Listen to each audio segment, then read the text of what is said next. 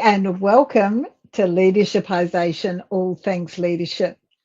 Let's start by seeing how this statement lands with you. Your standards may not be the problem with your team. Your standards may not be the problem with your team. Now, I know that you're probably wanting quality work, you're probably wanting accountability, you're likely to be wanting results, and you're likely to be wanting your people to step up. And none of that is unreasonable. None of that at all is unreasonable. But if you're delivering those standards with a lot of emotional intensity, then something shifts. And it's subtle, but it actually happens. You're delivering and you're saying whatever you're expecting with urgency, with frustration that's visible to other people. Maybe you're constantly checking in on people. Perhaps you've identified that there's a real personal investment for you in the outcome here. The shift that happens with your team around this is very real because people take on and they respond to that emotional climate that you present them with around the expectations. And what happens is they shrink. They become more careful, they become more dependent on you, they become more focused on avoiding mistakes. And when all of that happens, they then become less focused on creating the kind of impact that you're looking for them to create. And over time, you can end up leading a team that's working extremely hard. They're working really hard, but they're not growing and they're not nearly as strong as they could be. Because, high performing leadership, it's not defined by how high you set the bar. It's actually defined by how steady and calm you remain while others learn to reach that bar. I'm Beth Bergen. I'm a global leadership communication coach, and I'd love it if you would join me now for 20 minutes or so as we explore this topic. Because if your team's capability isn't expanding at the speed that you expect, it's worth looking at what exactly they might be reacting to. So we've got 5 talking points today, and the first one is this: that the intensity that you use changes behaviour faster than standards do. The intensity, the emotion that you use to explain what you require changes behaviour faster than standards do. Look, our brain, it keeps us safe. This is basic behavioural psychology. Our brain is going to keep us safe, and it will do that as opposed to stretching us. Okay, it feels better, prioritizes that for us. So when you present with lots of emotion and a very visible urgency, our brain naturally perceives a bit of a risk there. And when it perceives that risk, it contracts, it closes down, it narrows our focus or our team's focus so that it's all about compliance, it's all about doing and getting the work done and completed rather than being about innovation.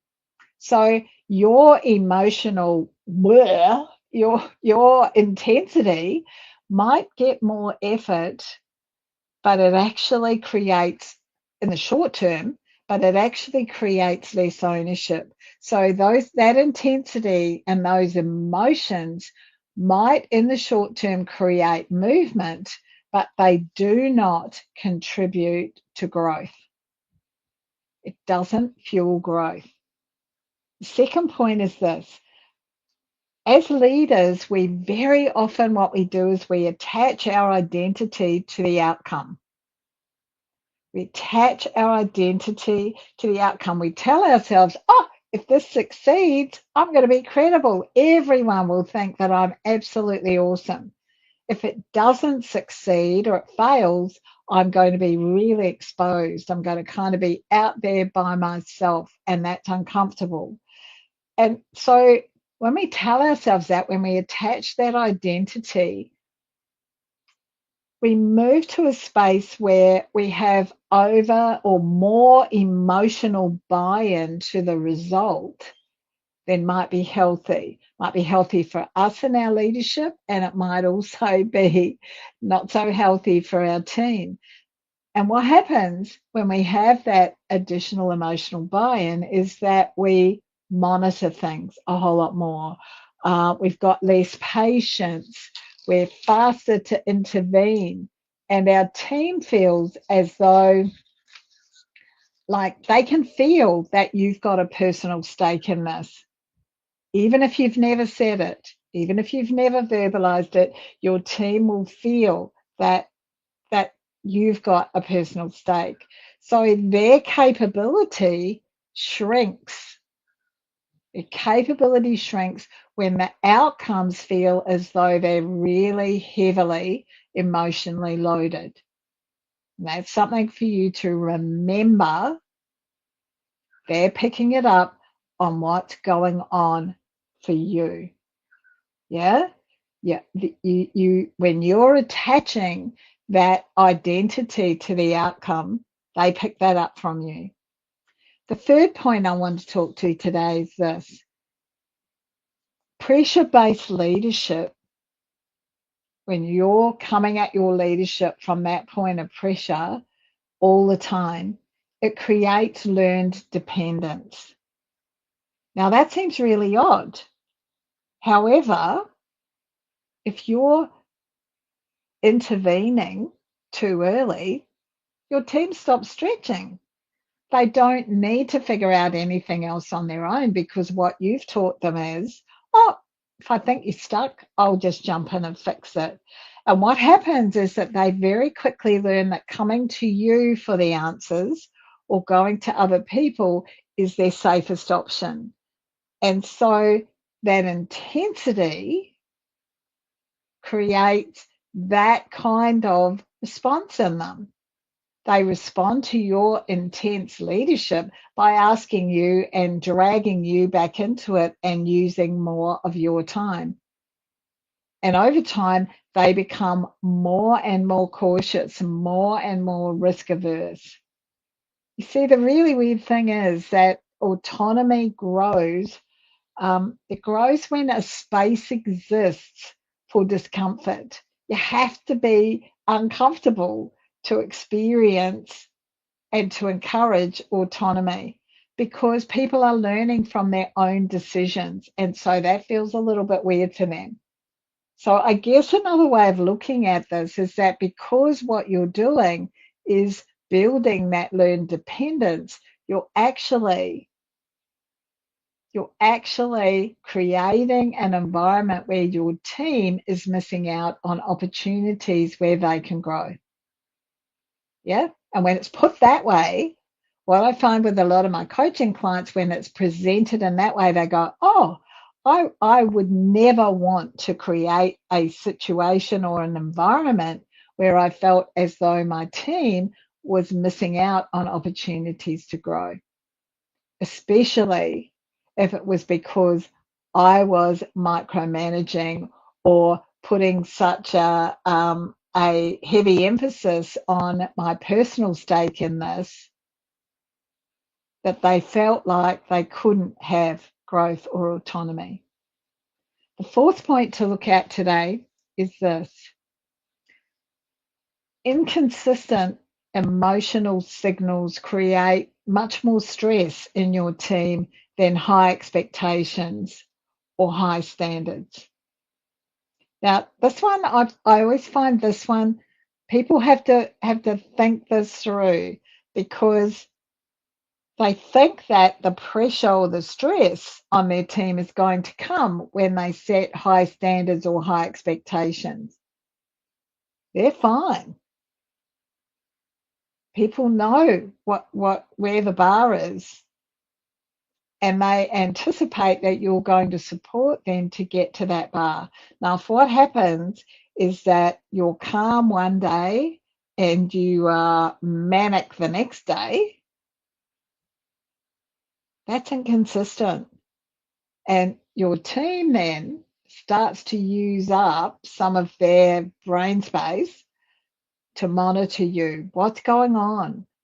What kind of mood are they in today?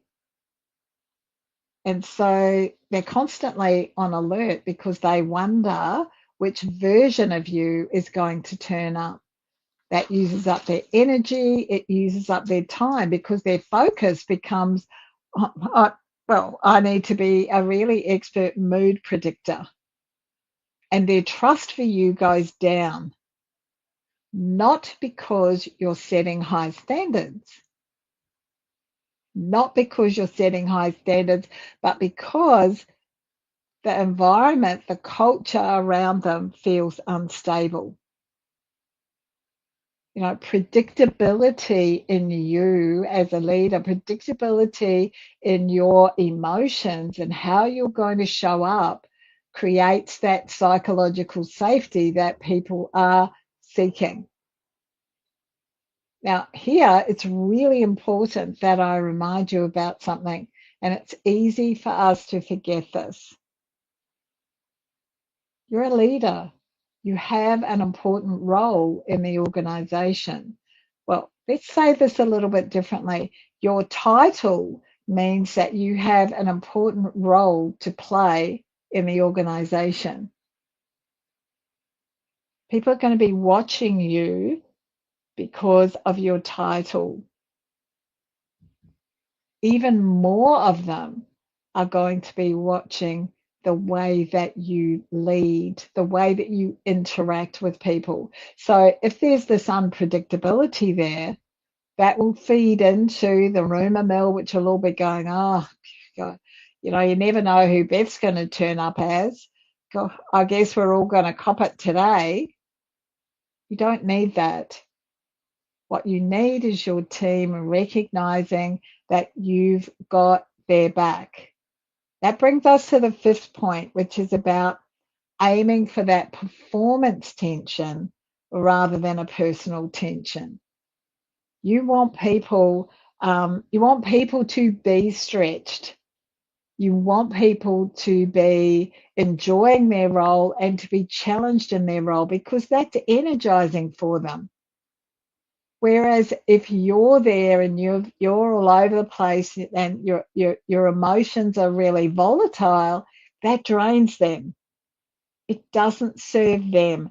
That calm authority bringing that allows them, your team, it allows you and your team to focus on a solution. So, an important thing for you to understand as a leader is that your emotional regulation is going to multiply your impact as a leader. The more you can regulate your emotions, the more impact you're going to have as a leader. Now, obviously, there's lots of nuances in that.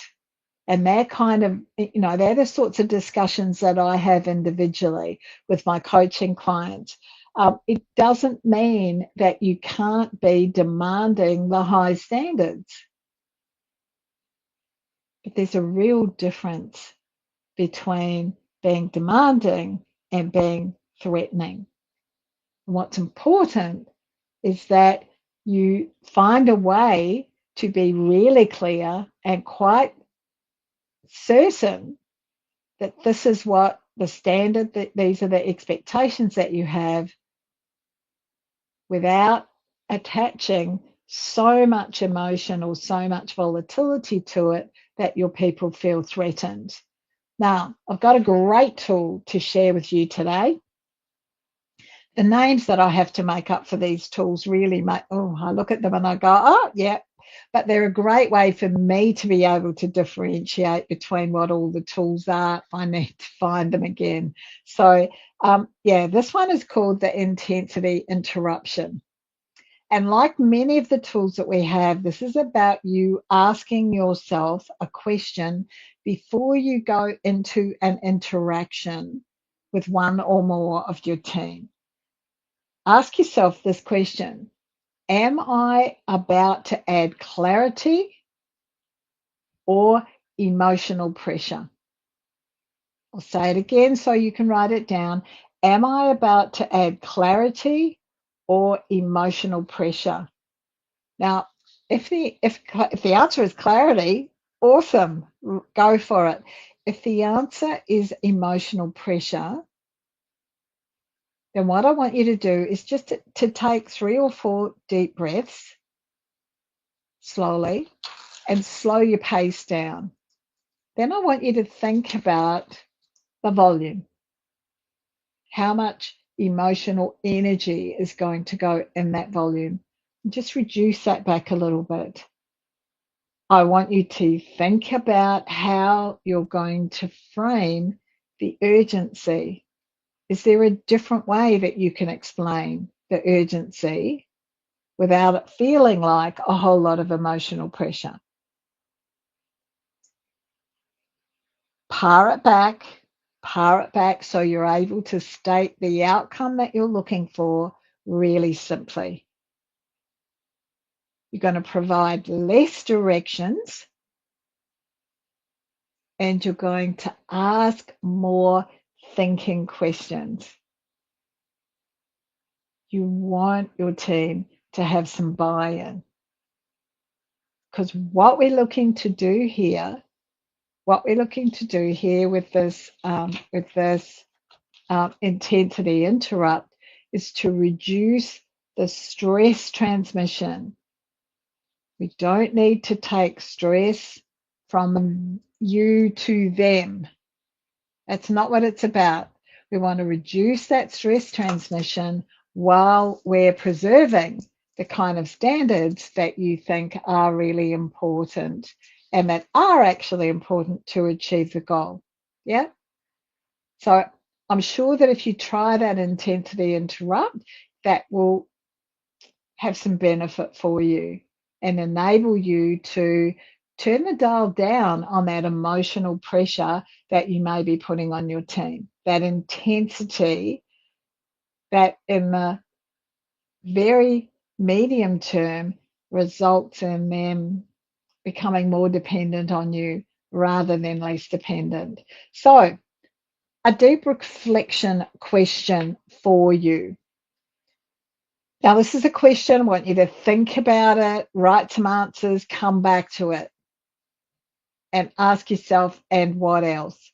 So, do people around you perform like your team, your peers? Do they perform because they feel inspired or because they feel tense? Do they perform because they feel inspired by the leadership, obviously, or because they feel tense? Now, obviously, the answer to this is going to help to give you some insight into how much emotional intensity is coming from other places in the organization to you, but also potentially how much emotional intensity you're placing on your team. So this is just to give you an insight. So the key takeaways today. Intensity is going to give you some short-term results, but it's actually a bit like a long-term handbrake. So dumping a whole lot of emotional stuff on people, being emotionally volatile, it's not going to serve you or your team in the long term. Look, the better you are at regulating your emotions, the more likely you are to scale your leadership results, to scale your influence. Calm, consistent. Yes, it's possible to be direct and demanding and kind at the same time without dumping a whole lot of emotional baggage onto your team. And the third thing is that teams enjoy the challenge of high standards. And they'll grow into that if you support them with this calm, consistent leadership. Yeah. Now, what I know is that many leaders are proud about how much they care about the results. That's kind of a bit like a badge. It's a real badge for them. But you have to take care to make sure that that's not expressed too intensively, because that can limit people's performance and it can limit the very team that you're trying to build. So be prepared to work hard at managing your emotions, because your team, if you can manage them, they'll work hard, but they'll be hesitant to be bold if they're not quite sure about where you stand emotionally. They'll lean on you more and they'll drag you back in. So you're feeling, oh, what, I never get any time away from them. I seem to be the key decision maker and central to every outcome. Now, if this pressure seems to be the only way that things are achieved, it might be that standard that you've set, that's not what needs to be adjusted. It may be how the standard is being communicated. So the pressure isn't around the standard. The pressure is around how the standard is being communicated. So if you're ready to explore how to lead with strong standards without becoming an emotional hindrance to your team, let's have a chat. There's a QR code on the screen now, and we'll make sure that we put a link to my calendar in the platform, in the chat, in the platform that you're watching this on. Reach out, because while emotional intensity can help people move, yeah, that steady leadership is actually what's going to make them grow. So thank you so much for joining me today. If you've got any questions or any comments, pop them in the chat on the platform that you're watching this on.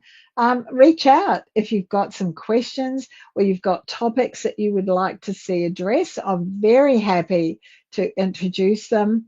I look forward to spending some more time with you next week. Bye now.